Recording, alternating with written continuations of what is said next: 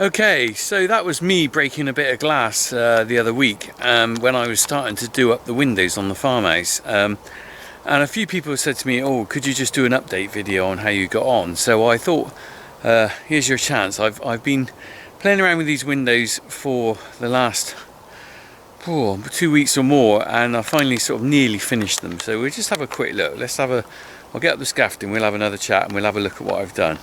Oh, well, here I am.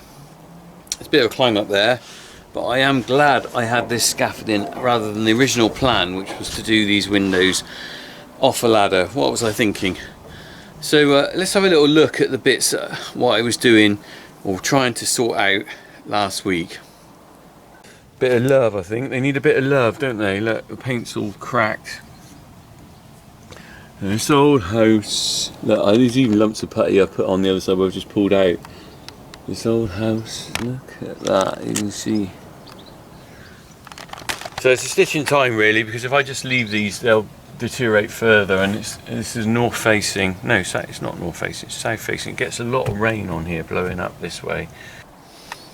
Okay, so that was the windows. Now a few people made a few comments, quite valid one actually. First one is I should have been wearing gloves when I was trying to get the glass out. Absolutely right. What was I thinking? Should have worn gloves and goggles for that. Anyway, no harm done, but there's a lesson to be learnt there. Do wear gloves for that. And a few people some nice people helped out with some tips about what to do.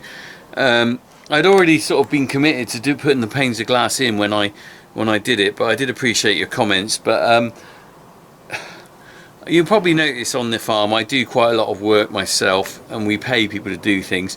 And it's no different from doing this farmhouse up really. My mum and dad went through it all 40 years ago and restored it quite heavily. And I'm just sort of come in here and I'm sort of trying to get it up together again because it's naturally needed a refit. And there's some things I can't do. I can't do electrics. We've got to have a new central heating system, which is going to be very expensive because the boiler's 25 years old, so you can imagine that's not going to last much longer.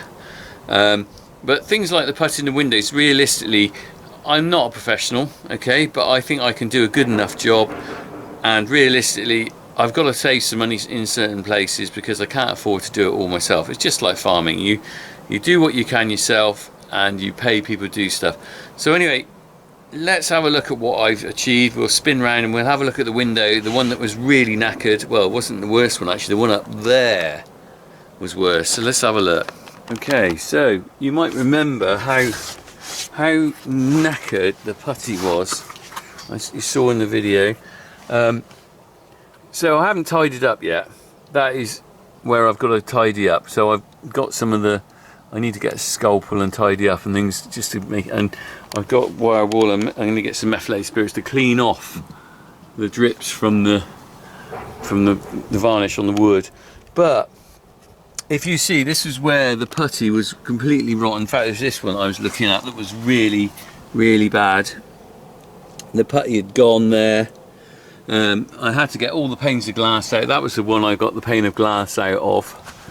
I think the glass really wasn't wide enough, and there was a bit of a struggle. I had to get sort of bits of putty out on the edge. But I put new putty along here. It's like I said, I've got to tidy it all up, so it's not in the complete finish, but I think it's not bad. I hope you don't think it's too bad. Some of the people who commented put these little pins in to keep the glass in. I think the Fletcher is a special tool called a Fletcher, which pushes these pins in, which was actually very good. It keeps the glass in place against the putty, and you can see the putty forms a seal there. I filled where I could the problems with the rot. I've then put this sandalin over the wood to help protect it, because bare wood's not going to last forever, and it is starting to rot in places, particularly on these joints. Like I said, I'm just in the final stages of tidying up now with the streaks and the thing. So I hope you think that that's okay. Okay. Let's have a look. I've also painted the gutter in. Started painting the gutter in here, and I've done this window glass I got out. That one, okay, so here's a confession.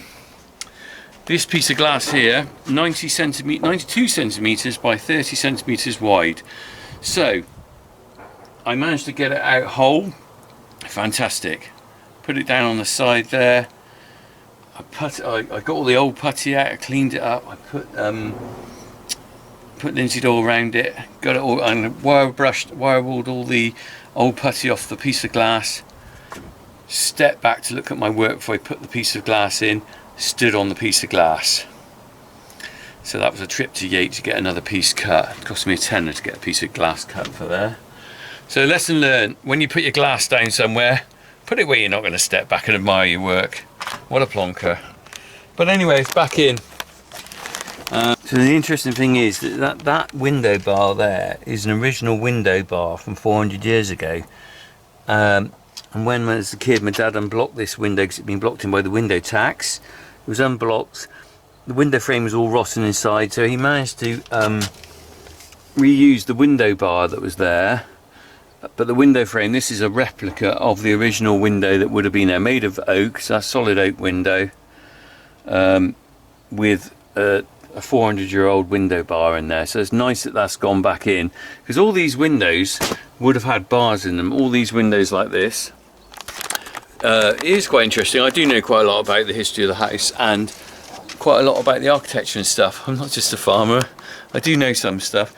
All these windows would have had diamond panes of glass in them, little tiny ones in lead. In fact, there's one window in the attic, the very top attic, that was blocked in, and they left the glass in it when they blocked it up, and the glass is still up there. It's all a bit broken, but it's in place up there. But you can imagine it would have been very dark. But all the windows would have had bars on them as well for security, because in those days there weren't any police to ring up. You didn't have a 999 to ring, so people would go round and rob places just like they do today. So the only way to really stop that was to actually protect yourself and make your house inaccessible. So all the windows would have had bars on them. In a couple of the old original window frames, you can still see the little diamond shape where the bar has been cut out at some point in history to make it nicer. I guess, you know, when things became safer, maybe in the Victorian era or something, the glass was changed to the bigger panels like we have now, and the bars were cut out to make it a nicer place to live. But yeah, so that's just a little bit of history, and this is just a little bit of me trying to keep the place up together. And I think this will be all right for a while. So, not farming, jack of all trade, master of none. I don't profess to be the most professional guy at everything like this, but you know what? I think that's okay. And most things I get professionals in, but some things I can lift a putty knife and a piece of glass. But next time I'll be wearing goggles and gloves. Okay, stay safe, crack on. See you soon.